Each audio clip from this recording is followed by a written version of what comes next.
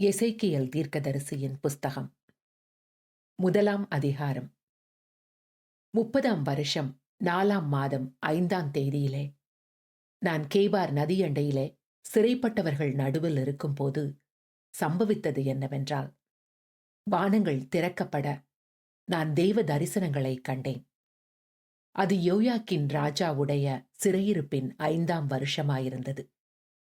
அந்த 5ஆம் தேதியிலே கல்தேயர் தேசத்திலுள்ள கேபார் நதியண்டையிலே பூசி என்னும் ஆசாரியனுடைய குமாரனாகிய எசேக்கியேலுக்கு கர்த்தருடைய வார்த்தை உண்டாகி, அங்கே கர்த்தருடைய கரம் அவன் மேல் அமர்ந்தது.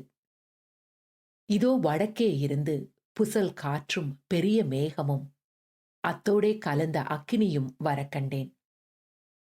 அதை சுற்றிலும் பிரகாசமும் அதன் நடுவில் அக்கினிக்குள்ளிருந்து விளங்கிய சொகுசாவின் நிறமும் உண்டாயிருந்தது. அதன் நடுவிலிருந்து 4 ஜீவன்கள் தோன்றின. அவைகள் சாயல் மனித சாயலாயிருந்தது. அவைகளில் ஒவ்வொன்றுக்கும் 4 முகங்களும் ஒவ்வொன்றுக்கும் 4 செட்டைகளும் இருந்தன. அவைகளுடைய கால்கள் நிமிர்ந்த கால்களாயிருந்தன. அவைகளுடைய உள்ளங்கால்கள் கன்றுக்குட்டியின் உள்ளங்கால்களுக்கு ஒப்பாயிருந்தன.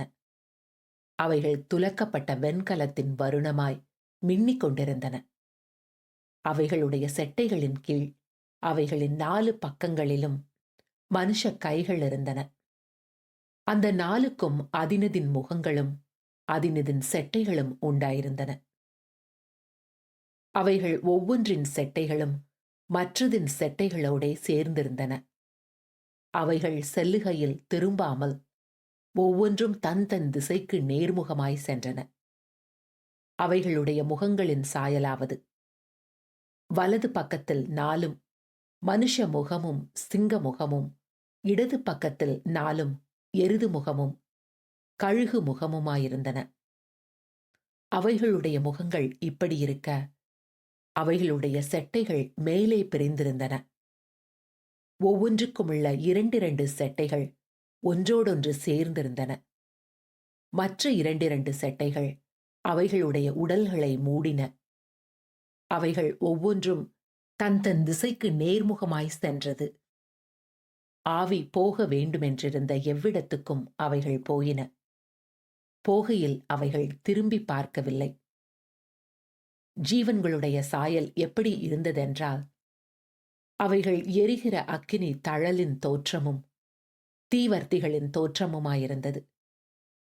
அந்த அக்கினி ஜீவன்களுக்குள்ளே உலாவி பிரகாசமாயிருந்தது. அக்கினியிலிருந்து மின்னல் புறப்பட்டது. அந்த ஜீவன்கள் மின்னலின் தோற்றம் போல ஓடித் திரிந்தன. நான் அந்த ஜீவன்களை பார்த்து கொண்டிருக்கையில், இதோ பூமியின் ஜீவன்கள் அண்டையிலே 4 முகங்களை உடைய ஒரு சக்கரத்தை கண்டேன். சக்கரங்களின் ரூபமும் அவைகளின் வேலையும் படிக பச்ச வருணமாயிருந்தது. அவைகள் 4க்கும் ஒரேவித சாயல் இருந்தது. அவைகளின் ரூபமும் அவைகளின் வேலையும் சக்கரத்துக்குள் சக்கரம் இருக்குமா போல் இருந்தது. அவைகள் ஓடுகையில் தங்கள் 4 பக்கங்களிலும் ஓடுகையில் அவைகள் திரும்புகிறதில்லை. அவைகளின் வட்டங்கள் பயங்கரப்படத்தக்க உயரமாயிருந்தன. அந்த 4 வட்டங்களும் சுற்றிலும் கண்களால் நிறைந்திருந்தன. அந்த ஜீவன்கள் செல்லும்போது அந்த சக்கரங்கள் அவைகள் அருகே ஓடின.